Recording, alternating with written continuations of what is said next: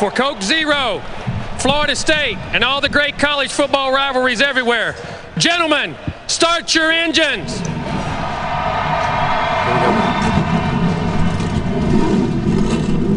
Oh, yeah.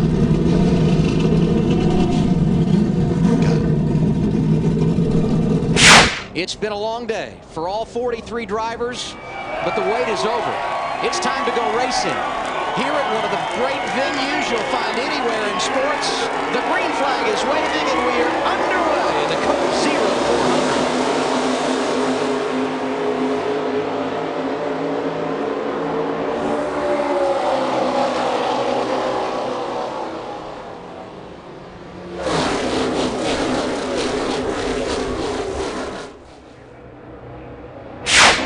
How about Edwards and Biffle up the middle, Wally? You can see the difference in speed there, because like Kyle said, if you got to drag the brake, everybody's starting to check up a little bit. I mean, those two guys right there passed 12 cars in the straight in the back. Third and fourth, Dale Earnhardt Jr. and Jimmy Johnson. And we've got trouble. Baying around and into the wall. Hold on to it. Hold on to it. Hold the brake here. Hold the brake. Let it roll right there. Still outside. He had just hooked up with the 2 car. So there's 3 or 4 cars that have damage, but the 21 is just... If you're going to take care of the guy in front of you, you've got to hang to the right. You can't drop down to the left. And that was just a situation where as soon as he went down to the left, he just hooked a 21. Green flag waving, and here we go. Yeah, I mean, Jeff is just going to lay. I'm surprised. Usually I thought Jeff would just lay down and let Mark get in front of him as he does. You know, that's an easy way to do it when you got your guys up front. And that's what we saw all last night in the nationwide race. The guy on the inside lane would drag, the guy on the outside lane would come down. Well, you heard Mark Martin tell Wally on the radio communication at the beginning that everybody's been telling him it's his turn to win. Well, as far as Hendrick Motorsports is concerned, it is. Crew Chief Lance McGrew told me that on Wednesday of this week. They already had a conversation with Jeff Gordon. They want Jeff to push Mark Martin to victory tonight. No matter what happens, they want Jeff to take Mark to victory. Jeff is already set up for the chase. Mark is not. He needs the wins. Second place points are good enough for Jeff. And don't forget, Joey Logano getting pushed around by Kyle Busch, won last night here in nationwide competition. So despite the fact those Gibbs cars started deep, they have pushed their way to the front. Whoa, trouble, Larry. 99 got turned. Stay high, stay high. Keep coming. Good job. Keep coming there. He came in leading the points, and Carl Edwards goes around early here at Daytona. Kevin Harvick, last year's winner, the race leader, as we go back green, completing lap 26. Oh, there's a log jam right there with the 6 car and the 17. And speaking of settling in, early in this race, it was all about the Hendrick guys. Right now, they're scored from 28th on back. That's where Dale Jr. is. Johnson, Gordon, and Mark Martin right behind him. Yeah, but that's where they choose to be right now. Absolutely. Yeah, they're just kind of riding out, letting things, putting some laps on the clock. Trust me, when they want to get to the front, they'll get it. Carl brought out our second caution of the night, and it's Dave Blaney bringing out our third, as you see the replay here. Couldn't really tell from that angle what. Obviously, he was with somebody there, so he obviously got hooked because there's nobody else around him. 18 lead changes among 14 different drivers, and right now Casey Kane and Martin Truex Jr. out front. This may be the most old-fashioned start we've seen in a long time, with everybody just on their own looking for somebody. Yeah, he's out there out front, sitting duck right now. And these guys will probably blow by. Check out behind him. Regan Smith now in third. You see him here getting a little help from Kurt Busch. 20th lead change of the night. Regan Smith on the outside goes to the point as we complete lap 58. We've now got our 15th different leader of the night. Talked about Smoke and David Gilliland working together, and they have worked it to perfection right now. Low on you, looking low. 2 wide bottom there, inside. 2 wide bottom, inside. Casey Kane leading his 10th lap of the night, and that's significant because in his last 15 starts here at Daytona, he's only led a combined 9 laps. But I talked to Ryan Pemberton, crew chief on the 83 earlier, and he said most likely tonight you'd see the 83 being pushed by the 4. Yeah, this is where it gets a little bit tricky, because I've been watching the 27 of Menard and Harvick, and I think those guys can get to the front. they don't have anywhere to go. Yeah, and you know, I know you talk to Mark a lot, and I've talked to Matt, and you talk to other drivers and stuff. That's their biggest concern, is the lead car driving the back car into a box where they can't get out of the gas quick enough, they can't get on the brake quick enough, and they don't know where they're at. The lead driver has to protect the back driver. Roush Fenway organization starting to flex their muscles as we've got less than 60 to go. David Reagan out front, Matt Kenseth pushing him, and Greg Biffle in the outside lane working with Brad Keselowski. Biffle losing his wingman early in this race, point leader Carl Edwards.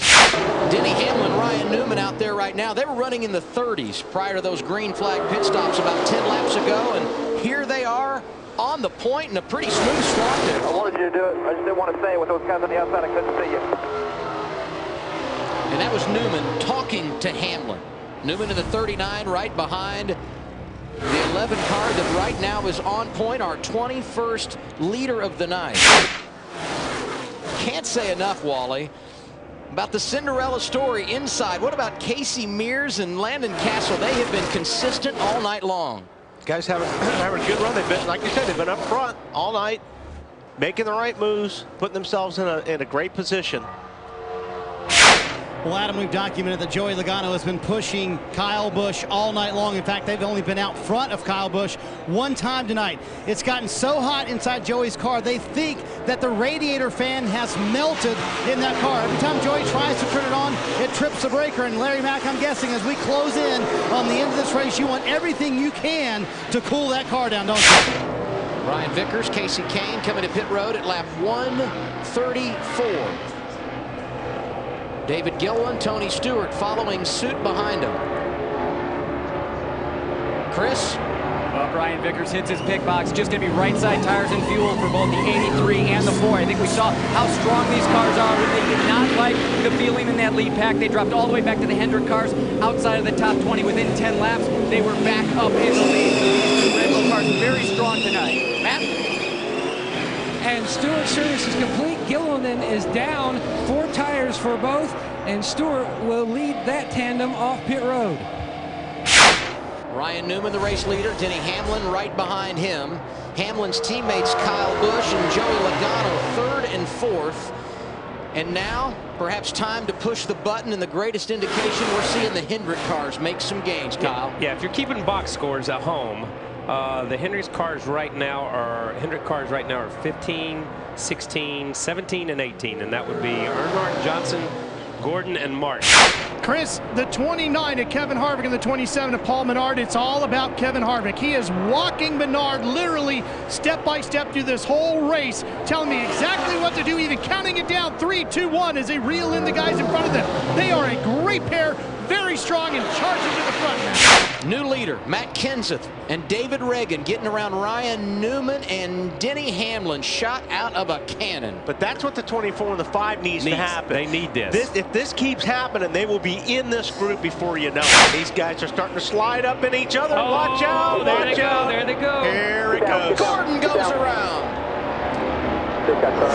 What a great save. job. That, pretty great. And we get the caution. A lot of damage, but I'll tell you what, that was a good save. I don't know who turned him, but it wasn't me. First attempt at a green-white checker. How about overtime in the Coke 0400 at Daytona? Now. Well, he did. They did. I tell you, the 11 drug his brake, and he let the 29 get back, the 39 jump back down there. Takes a little time for him to get Oh, wound here we up. go. Martin got turned by Joey Logano on that one. Look at him. Several cars involved, and it all got started when Logano got Mark Martin. Truex is in it. Mark Martin's in it. See the Stewart's in it. 33. Sorry, guys. Castle's in it. Wow. Green.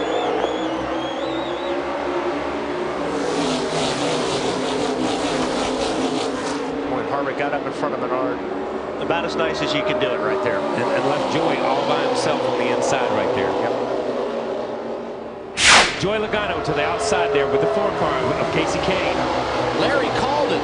Logano to the outside and to the lead. Big shove by Casey Kane on the outside. That was a huge shove. He got just enough off those guys. They had to lift. Shuffled out. He got a little bit out of shape there. Newman had to get out of the gas, and that was it. Here we come down to the white flag. 1 lap to go for David Reagan. All clear. 1 faster, double wide. And look who's right behind Kenson. Dale Earnhardt Jr. has joined the party. Kevin Harvick's been known to break hearts at Daytona. He did it to Mark Martin in 2007. In the Daytona 500, he won this race 1 year ago. David Reagan behind the race leader. David Reagan.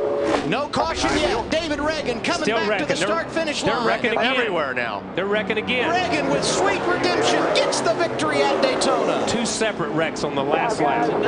I'm sure tears of joy for David Reagan, who's celebrating his first ever win. David Reagan, a driver who has